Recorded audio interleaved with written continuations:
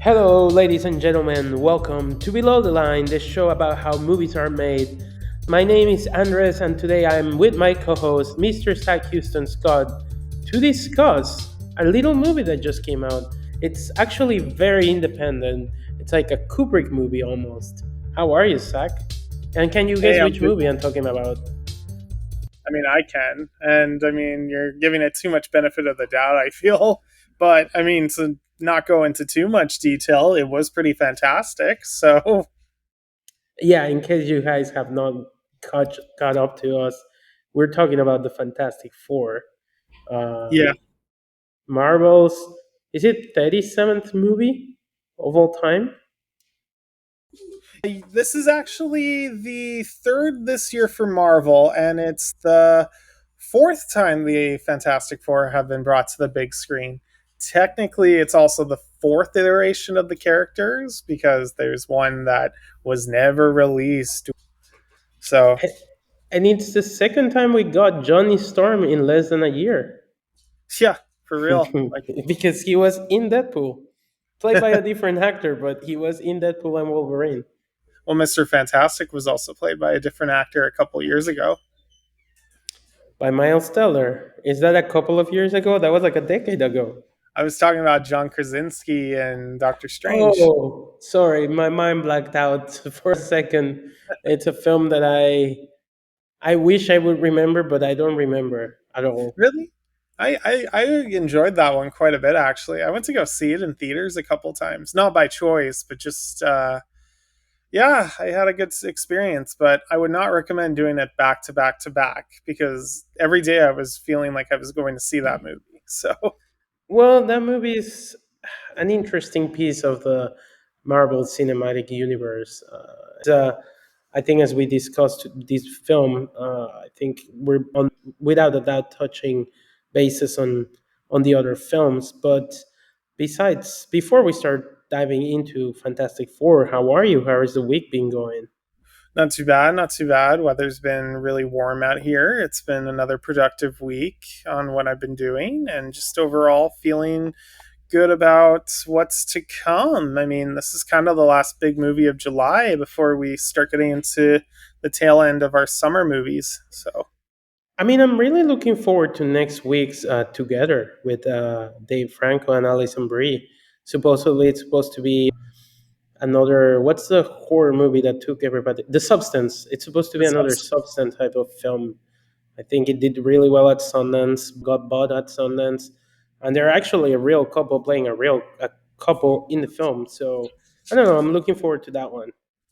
Yeah, no, me too. Me too. Especially helps that the two of them, like you said, are in a relationship and it's two people I really like to see together. So, it's very exciting stuff. And they're also working in genre which is very rare for Dave Franco. I mean, he's mainly known for his comedy stuff, working with his brother Seth Rogen. But here it seems like he's swinging a different type of genre, and that's exciting. I think actors should challenge themselves, and I'm excited for this movie. Like the trailers don't say a lot, but I think that's a good thing. Yeah, I agree with you. I agree. Um, Also, in other news, may the Prince of Darkness rest in peace, Mr. Ozzy Osbourne himself. Yes, rest in peace to Black Sabbath's original and best singer. Like, he went off the rails on the crazy town, and my God, Train. it's train. Sorry, why'd I say town? Oh my God, he went off the rails of the crazy train. He came home to mama, and now he's dreaming forever. Like, nah, what a legend, honestly. And his sound, well, not his sound, but I guess Black Sabbath's, arguably made the best title sequence of the whole MCU, if you know what I'm talking about. I'm sorry, could you repeat that? I would say that arguably his voice slash Black Sabbath's famous song made the best title sequence of the whole MCU. This is true, yes. No, Iron Man would not be where it is without that song. So, yeah, very sad to hear. And yeah, no, just a really awesome guy, good actor whenever I saw him on screen and just great personality. And I mean, this week we also lost Hulk Hogan too. And I know he's a Yeah. bit more on the controversial side, but you Hmm. cannot forget the guy's larger than life persona. Like wrestling wouldn't be where it is probably without him in that 80s 90s era. Yeah, I mean, without him, you probably don't get a Rock Johnson or John Cena and all these famous wrestlers that we had in the early 2000s, 90s, you know. Hmm. Uh, Another news development, the sale happened, the merger happened. We were Hmm. talking about it last week and got approved. So, what do you think happened there? I'm curious to hear your take. I think it was always going to go through. I mean, once these mergers are announced, it's just getting buy off from the Supreme Court and the FCC. I mean, they'll always do their final checks, but ideally, once the deal is set in motion and the big buyout will happen, then I mean, Paramount and Skydance will become one. I mean, this week we've seen a couple pot shots with Paramount, South Park. particularly with South Park. Yeah. Oh, that was a brutal takedown. You could tell they were not happy with the delay in 3 weeks. Well, that's because the creators were really smart. Because before streaming was a thing, they were able to negotiate the deals of streaming for South Park. And even though it's produced by Paramount, that thing streams in HBO Max. So I think it's an issue of the creators outsmarting the studio, essentially. Uh, Mm-hmm. but I guess my question to you is: do you think the whole Stephen Covert issue was poor timing, or do you think that had an effect on being approved? I think a part of it was landed on just bad timing, but it was also the result of just what was being said. And I mean, these guys are pretty untouchable. Like they're able to produce an episode in a week, and like the deal they got 1.5 billion for exclusive streaming rights and to produce 50 episodes for 5 years. Like that's 30 million an episode. That's like each episode will be worth 30 million dollars to Paramount going forward. So that was definitely a deal that was big and Unsustainable. bold. Hmm. I mean, I think it's an issue overall with the studios. They gave a lot of money to creatives. I mean, J.J. Abrams got half a billion, was it? Or, yeah, half a billion from Warner, and he didn't produce anything for Warner. And I mean, that money is in his pocket or in his production company's pocket, but he didn't produce anything. He was supposed to be James Gunn of DC, but he failed at it, Yeah. or the studios didn't went through. Um, I just think it's time to realize how much is an IP worth it, if you know what I mean. No, definitely. And I mean, this is a very exclusive IP. I mean, it's one of the key points that Paramount really wanted to get back from HBO and Warner from their split. And whatever came from that lawsuit was a couple years ago. Hopefully, it's worth it now to them as they see.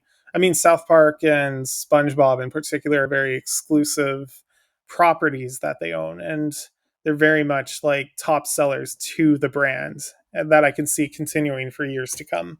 Yeah, I think it'll be an issue. Like the streaming bubble will be an issue no matter how we twist it. I mean, recently I heard a podcast where Drake Bell was talking about how Netflix just acquired Drake and Josh and he cannot pay rent.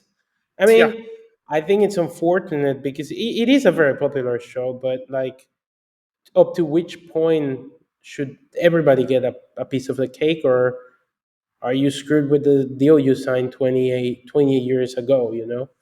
Well, I don't even think they knew what was going to happen either. From, they signed TV deals and those shows are off the air. They have been forever. There was never going to go into syndication. And Of now course. means a whole other ballpark for a lot of people and actors. And I hope. Well, yeah, go for it.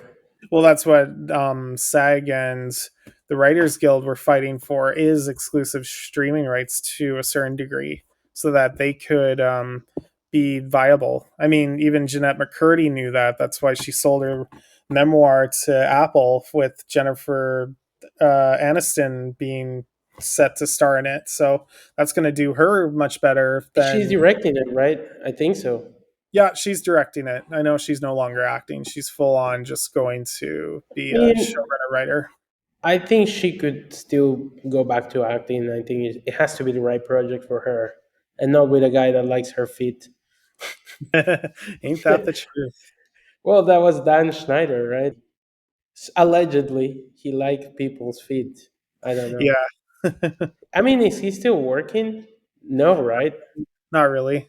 But I mean, he was arguably Nickelodeon's biggest creator of the '90s, early 2000s. And Yeah, without him, the channel hasn't been able to create the quality of content. I'm not saying what he may have liked or disliked on his private life, again, allegedly was right, but as a content creator or as a producer, he was really good at creating content that kids would like at the time. I Well, agree. But if only we knew better. but yeah, the sale got through, and we have one classic studio less actually. Not really. I mean, I Skydance mean, Paramount, they'll take the name of. Like, I don't I see it going know, I know anywhere. it's not really, but what I meant to say is all the studios keep contracting and eating each other, and that idea of different studios having different identities seems to be blurring more and more. I mean, to an extent. I mean, we look at companies like back in the day, United Artists, who merged with MGM, and where's MGM now with Amazon? It's now an Amazon MGM company. So, I mean, mergers. That's exactly the point. I mean, United Artists was founded by Charlie Chaplin, or I believe he was one of the first filmmakers. It was supposed to be a filmmaker studio for filmmakers, and that's not really the case. But we'll see. Yeah, we will.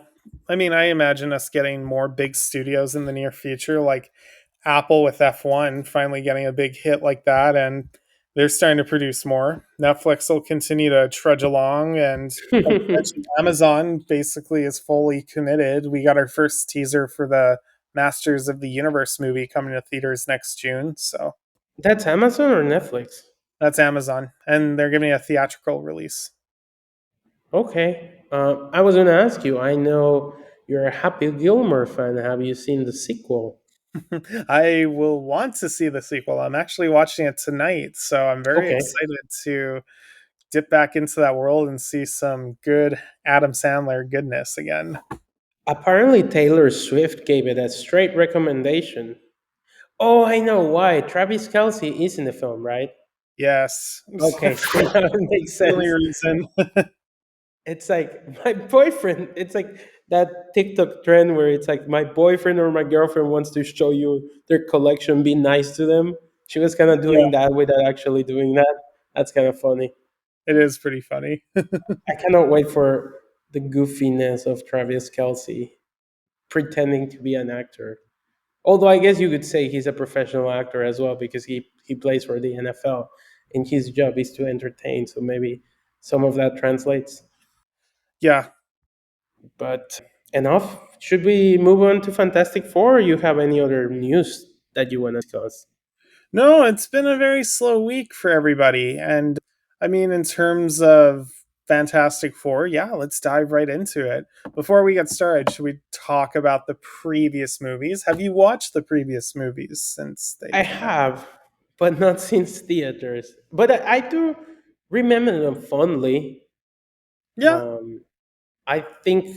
Well, I've never seen the original, the unproduced, the one that was produced but never released. yeah. I've seen the early 2000 ones. I think those were fine, but they were kind of ahead of their time, if you know what I mean, in the sense that they couldn't connect them to X Men, although they Yeah, clearly wanted to, but they couldn't. no, there was definitely, you could tell that they were in X-Men shadow. Like Fox just had this property from Marvel. They're like, oh, we're going to use it just like we did with Daredevil and produce something to keep the rights. They did. And honestly, I do have a soft spot for that first one, mostly because I did like the casting of Chris Evans and Michael Chiklis. And I don't know, it was just kind of fun. It was released at a time, if you wanted a big superhero feature on the screen, it wasn't the worst, but it's not the best. It was just, it got the job done. It was more comic book geeky in the sense that it was very goofy. I know technically First Steps is more comic book accurate in Hmm. terms of the curviness of it, but that one was more goofy as comic books should be. Not saying that comic books are not high art, I think they are. I'm saying it was meant to entertain. It was not super complex or anything. Yeah. No, I agree. They're definitely of the time, the 2000s, but I mean, that and the sequel, which has the Silver Surfer, ironically, this one also has a Silver Surfer in it, Well, a um, different Silver Surfer. and a different Galactus, too. It's not a cloud in this version. Well, was Galactus in that one too? A Rise of the Silver Surfer, yeah. Oh, I don't remember it. It was So, that Harold, yeah, what so, Lawrence so Fishburne. technically, they adapted the story twice. Yeah, and they did it way better in this one, not to spoil anything. Okay, fair enough. I mean, they had plans for a third movie, but they scrapped it, right? Yeah, just because they wanted to move on. And I mean, the last one didn't make as much as the first movie. So they're like, okay, we'll cut our losses and not bother. And I think Chris Evans already got picked up to be Captain America. Yeah, So he it was was all like, like, "Screw you guys." let's just hit the reboot button, which we know how that train wreck went. Okay, Josh Trank, 2015. Oh my God, I cannot believe it's been 10 years 10 since that years. movie. I have Okay, a I want fun, to hear your thoughts first. I want to hear them. I want to tell a fun story about it. When Shoot. I that movie came out when I was in high school, my senior year, and I was so excited to see it from the trailers. Reviews drop. It was panned. I heard the Twitter post that he put up. It got me more excited because I'm like, this can't be as bad as they think. And any high schooler, you're into comics, you're into like that era where Marvel was kicking butt. Just Batman is before film school, too. Yes, like I think it was 7 months before film school. So I went to try to go to the theater. I brought my debit card with me because I was too young to have a credit card, and it declined, even though I just got paid that day. The lady at the station told me that the terminals weren't working, so I needed to get cash. I went to three ATMs near that No theater to try way. and take out money. I am dead serious, like, swear to God. All of them were either out of order, didn't accept my card, or literally errored out that when I was making the transaction, it just would not come out. So I said, screw it. Someone is telling me not to watch it. And I left that theater like, fine. It was too late to start the movie.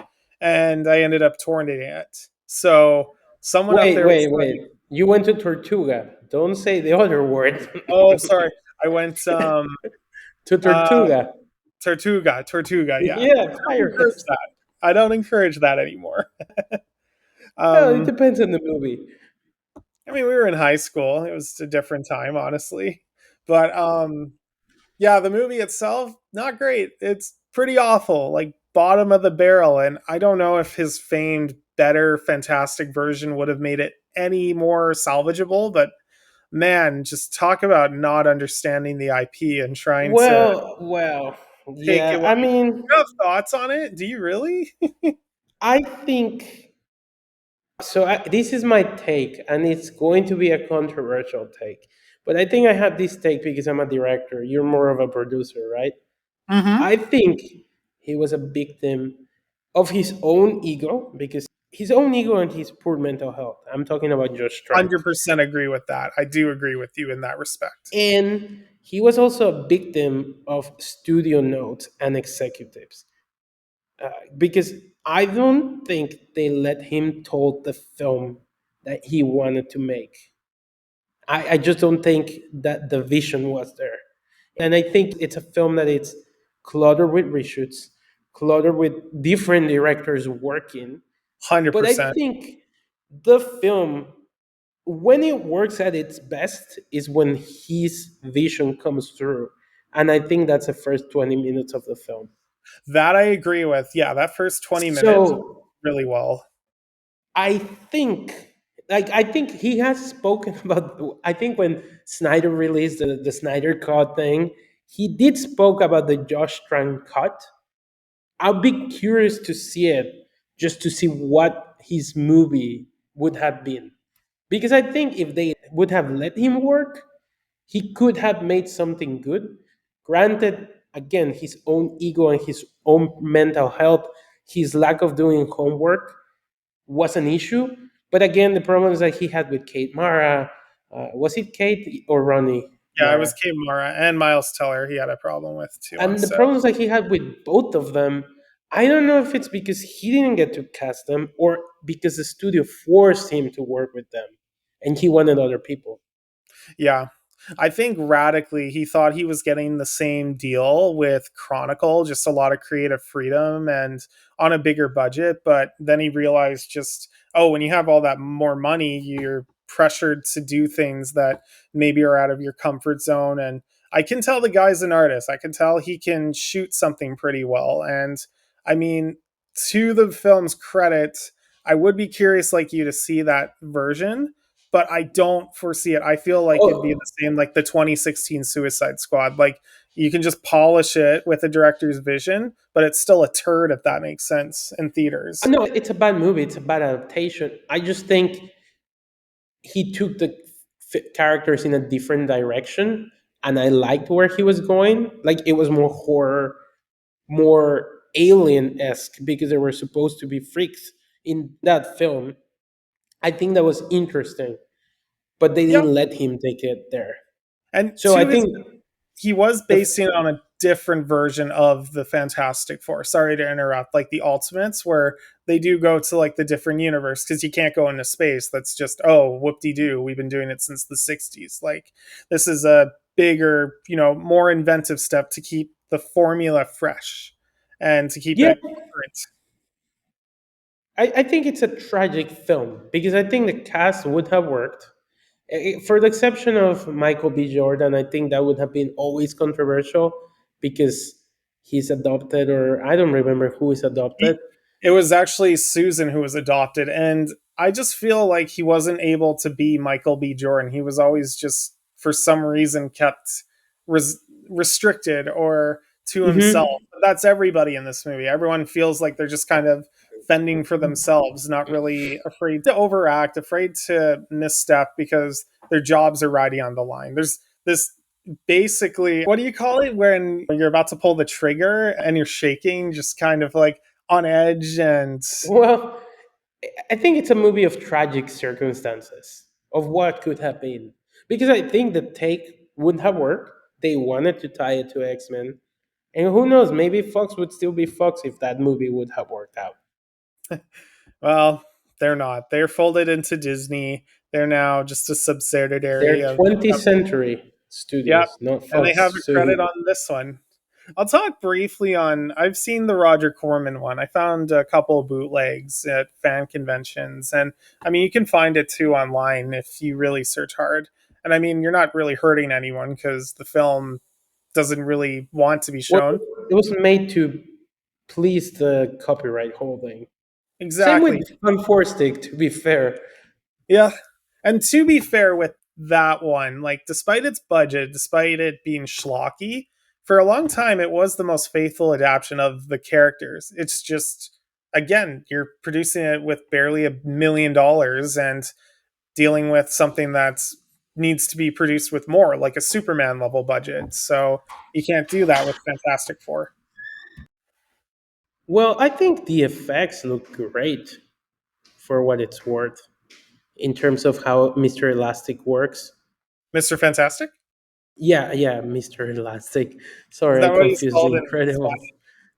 Spanish? No, well, it's that the Incredibles are the Fantastic Four of Pixar, right?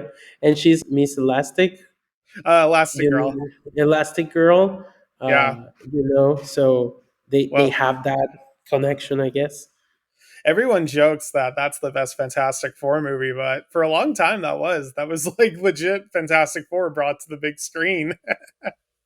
I think still it is, and I think that this Fantastic Four gave a subtle homage to it.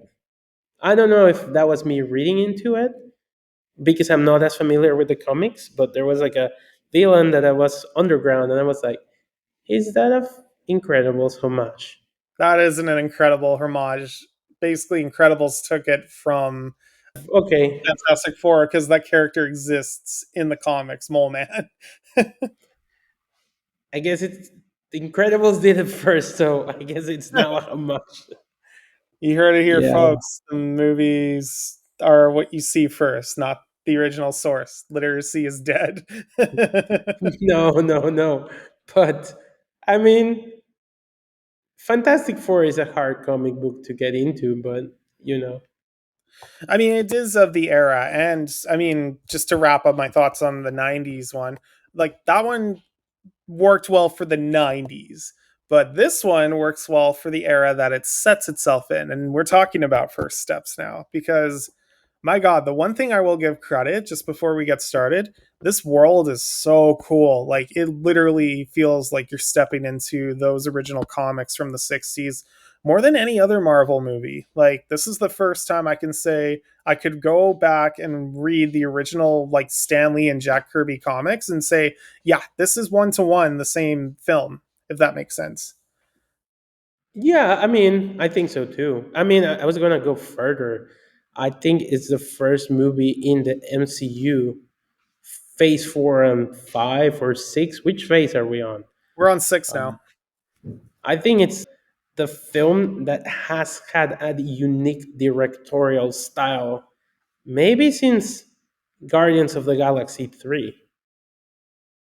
That's pretty high In praise, this, actually. well, the thing is, all the other Marvel films, even TV shows, have that dome green screen style. This one felt different, if you know what I mean. It felt lived in. It felt like people would actually like interact, and it's been worn compared to. I get what you mean, that dome feel of like Deadpool and Wolverine or Eternals or even want to say Shang-Chi, honestly, where it feels like green screened or using like Well, volume, volume stage, yeah, or yeah. stagecraft like the Star Wars sets.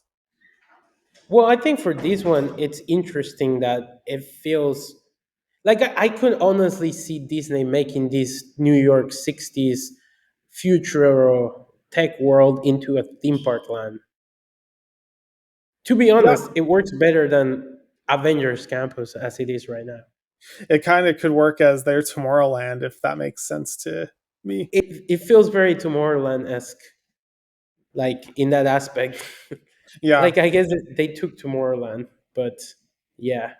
definitely. I also give credit to the way that it looks from a sound department, like just the robots and even the thing, like just the way he moves, like the Yeah. little rocks and just his steps. And I mean, you hear in the trailer the little claps. Like, I don't say this very often, but the sound design was on point. Like when Johnny's flying. The score too.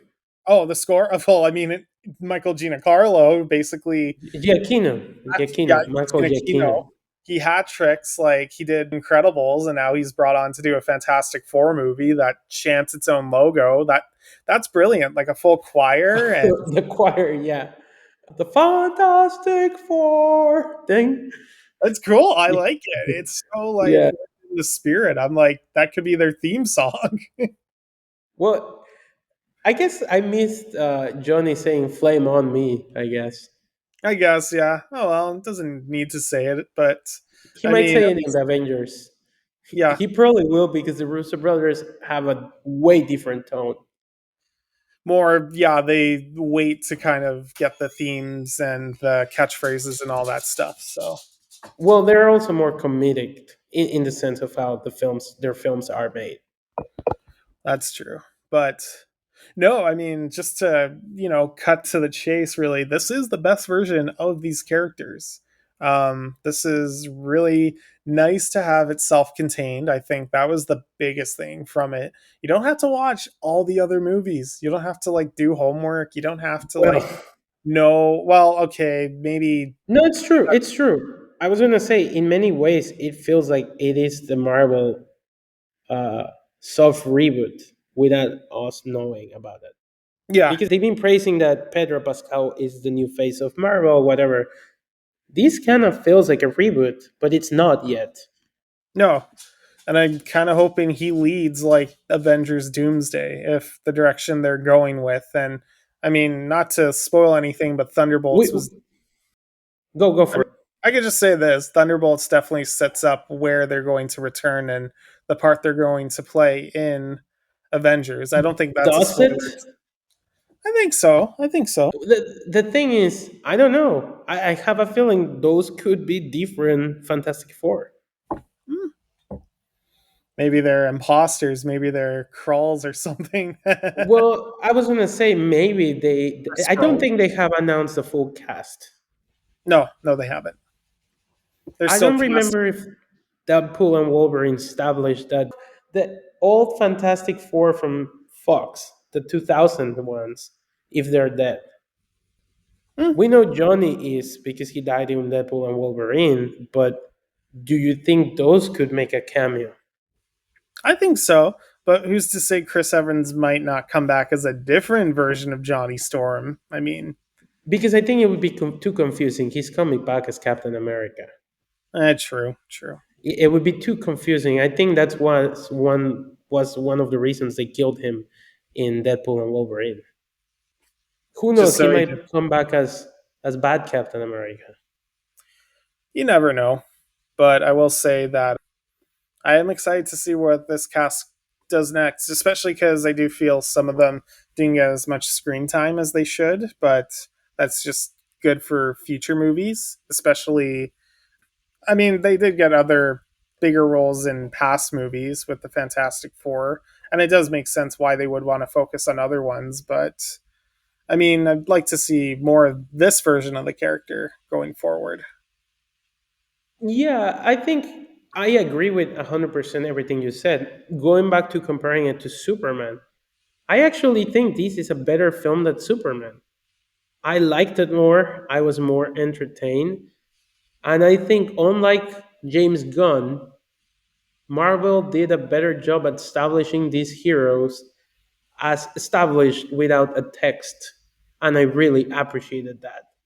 Yeah, They kind of that I cheated because they used the ABC newsroom, and since it's Disney, they own that vintage look, but it worked better than the text. I agree. Compared to Superman, it did make sense. They were using the old video recording of their first flight, and yeah, it just to me makes a lot more sense than what Superman did with the text scroll. But to that extent, I will say this. Superman didn't need to show Krypton blowing up again or a young Superman, and we kind of get it by the end of the movie when we see clips of him. But Fantastic Not Four, that, but maybe his relationship to Earth. that's fair. Yeah, we would have liked to see some Like, I think previous it would have footages. been really cool if it was like a newsreel from Lois Lane, from her point of view, and how it changes when she realizes it's him. Like, imagine if the film started with her reporting Superman is gone. I think it changes the stakes of the film Yeah, no, I agree from with you. how it starts. I think. I mean, James Gunn has been talking some shit about Marvel. I think they did it better. So I'm just pointing that out there. Hey, You no, know. you got to give credit where credit's due. And I will just say this: I did enjoy it a little more than Superman. I never thought I would say it, but I just, yeah, it's weird. It's so weird to me.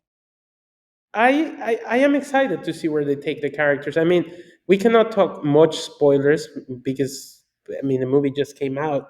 What I will criticize without going to spoilers is, again, I wish we had gotten this film earlier in after Endgame.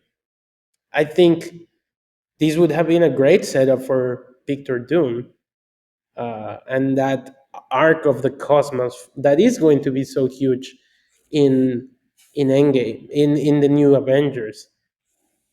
My concern is this a little bit too late? I mean, we're kind of at the twilight of these movies. I mean, the next three, we have a Spider Man and two Avengers movies, unless they want to throw in one more before or They after, could, which they can, but I think they are slowing their output down. They want to focus on just wrapping up this phase and this and saga. Daredevil technically. And Daredevil and Wonder Man, I guess, is another one. And I mean, their animated output, if that counts anymore. I don't I know. don't think so. I mean, Kevin Feige just recently spoke that most of the Disney Plus shows are meaningless to the overall cinematic universe in film. Mm, true. Like, So I then, don't think we're seeing what's the character that Oscar Isaac played in Disney Plus? Moon Moon Knight? Knight? I don't Yeah. think he's going to be in the Avengers. So I guess if you watched that show and you were excited, that might be bad news for you. Yeah. Oh, Who well. knows? Who knows? I agree with you. Oh, we're also getting a Punisher special, too. Yeah, because he's going to be in Spider Man. Yeah. It's funny. They're doubling down on Punisher of all people. Like, he's the one that I'm seeing the most recently out of all the characters. Maybe Tom Holland got them to sign him because I watched the Odyssey trailer on today's film, and there was the two of them working, John Bartol and Tom Holland. So maybe they were like, "Hey, I really like working with this guy. Can we bring him in?" I don't know. Maybe they liked a lot in the Odyssey, and he was like, "I'll hook you up with Sony's money, I guess." Before we wrap, speaking of trailers, did you also see the other trailer that premiered in front of Fantastic Four? Avatar. Yeah. What do you I think? mean, it looks like Avatar. I mean, I don't really know what to say about those trailers because I don't really like Avatar. I do like it, don't get me wrong, but I'm not like a massive nerd for the franchise, but it looks it is beautiful. it is by far the strangest set of movies. Like, these are films that can make over $2 billion, and yet I can't remember a single thing that happens in them. Like, he keeps toting this is his Star Wars, and I'm like, are you sure about that, or am I missing something? Like, Frontiers of Pandora, I don't remember anyone really playing. I don't know I'm curious to anyone. play it now because now I think it has third person.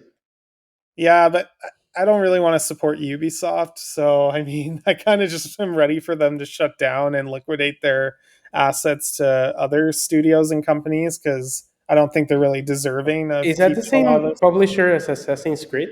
Yes. And Tom Hmm. Clancy. Maybe in another Steam sale. I mean, by that point, some games are like $1 in a Steam sale. So, why not? But That's I true. don't know. Yeah, Avatar is just a weird franchise.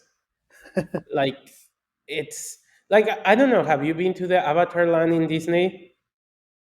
No, no, I haven't yet. It's really fun, but like, again, it's not like Harry Potter where you're like, I cannot believe I'm here, or like Mario, like I'm in Mario's castle, or I guess Peach Castle.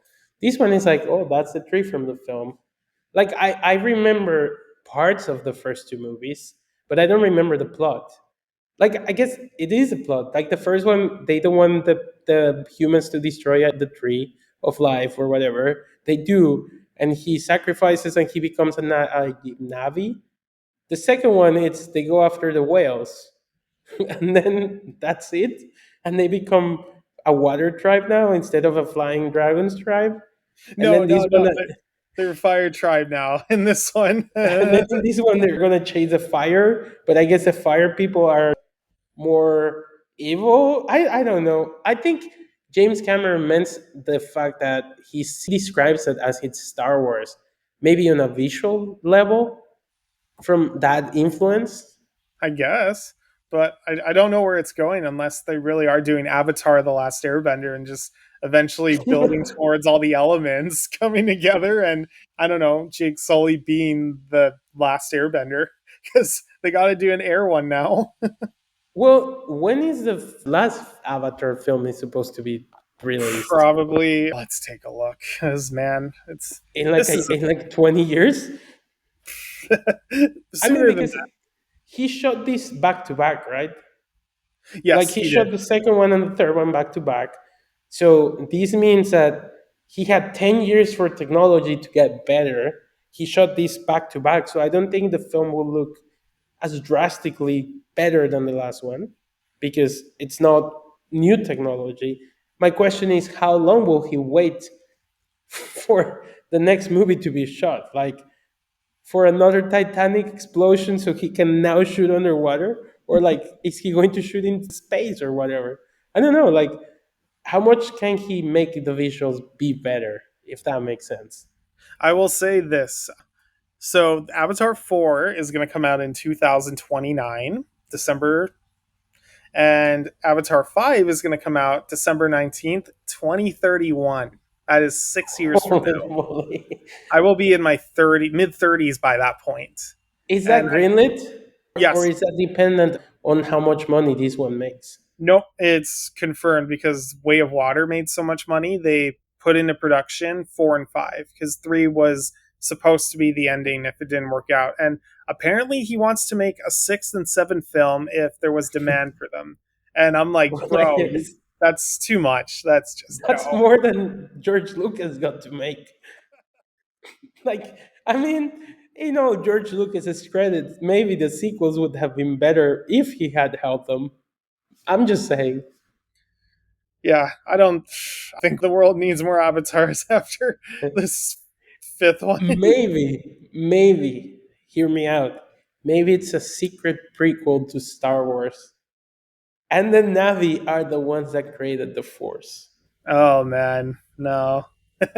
And they combine all the elements: water, ash, That's funny. fire. And the Force was built. And this is secretly a super Star Wars prequel. And that's how you merge Disney IPs in symphony. Not even Bob Iger thought of this, really. Maybe he No. should. Maybe he should. It's like, James, this is a secret Star Wars prequel. Make that happen. That's the only way I'm gonna greenlit this. Just crazy. And James is like, yes, as long as you keep financing my Titanic expeditions.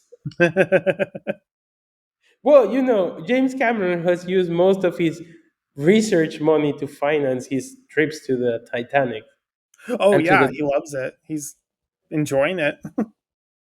I mean, I guess when the studio pays it and it's development, it must be good. I mean, it's funny. Yeah, I guess going back to Fantastic Four, my question is: does this movie get you excited for Doomsday? 100%. I am fully on board now. I'm excited to see what comes in that movie. I'm excited to see these characters interact with the others, and I hope we get their versions back. Like, I hope Doomsday and Secret Wars are just a celebration of like everything that's come out the last 30, 40 years from this studio. Just Yeah, one big final send off before the eventual reboot to get everything in one nice, tight, wrapped package. That way I you don't can know say, if it's going to be a reboot though. it could. I could see it. Kevin Feige did an interview last week before this movie came out saying that X Men would be the first to confirm that this is getting recast. So I think that'll be kind of the end all of James Marsden and Patrick Stewart playing these characters that they've been for years. Maybe. I think it depends how they ended. I don't know. I think it could also be a misdirection. True. You I never don't know. know. I think it depends. I honestly have no clue what you're doing for Avengers. Like, I have some thoughts, but I have no clue. And I also have no clue on what's the timeline now. Like, of all the phase 4 or 5 movies, what matters and what doesn't. But I Yeah. guess we'll talk about it sooner than later. Hmm. But yeah, fun movie. It also got me excited. I might see it tomorrow in IMAX. I'm not sure. Oh, again? Yeah, I really liked it. I mean, we didn't talk about the performances, but I think Pedro Pascal works as Reed Richards. I think my favorite was Vanessa Kirby as Sue Storm. I think she's perfect for the Easily the role. best casting of the whole movie by far. She's just wonderful. Like, this is the best the Invisible Woman's ever been on screen. And my second one was Joseph Quinn as Miss as Johnny Johnny Storm. Storm. Yeah, I mean, he should really be thanking those Stranger Things creators because that gig got him this role without a doubt. So yeah, like I think, as you said, the thing is a little bit underdeveloped. Yeah, I'd like to see more of him in the future, honestly, or at least a bigger part, rather than just the turn off TV screen that we've seen in the trailers that shows the kind of predicament he's in. He's just grown to accept he's a stone creature and has a girlfriend. And I guess my last feedback or my last criticism or comment is they really need to figure out how to make Reed Richards' powers look good Oh, because he looks so goofy. I don't know. I think they have to figure out a way to make it look good I agree. visually. I agree. But they all can't be Incredibles, where that was animated. Maybe get Brad Bird to direct the sequel. He's not busy, right? Or No, is he directing Incredibles 3? he's not. No, that's the guy who did Elemental, who's doing Incredibles 3. Oh, He's still writing the screenplay, but see, he's free and he already works with Disney. I'm sure they can get him in a budget. Who knows? He can bring Tom Cruise to play another version of Victor Von Doom. yeah, I don't know. We'll see. But should I tell the audience the news or not? I think About so. so, because we love you guys so much and we want to engage with you on talking spoilers, stay tuned for a midweek special, sorry, fantastic spoiler discussion episode. So, yeah, that was the big news. We will go into spoilers, what we liked, what we didn't like, and yeah, just go crazy at it. And marking the end of the July madness that was this month, for the exception of last week. Definitely. Yeah. But yeah, to sign us off, he's Andres Ramirez. You can follow him at Jaro2096. I'm the Zach Houston. That you can follow me on Instagram with that handle and follow below the line underscore 2025 for more updates on Spotify, YouTube, and Instagram. And we will see you midweek next week. Bye Bye bye bye. and have a fantastic 4 weekend or and have very good first steps. Bye people. Bye Zach. Bye.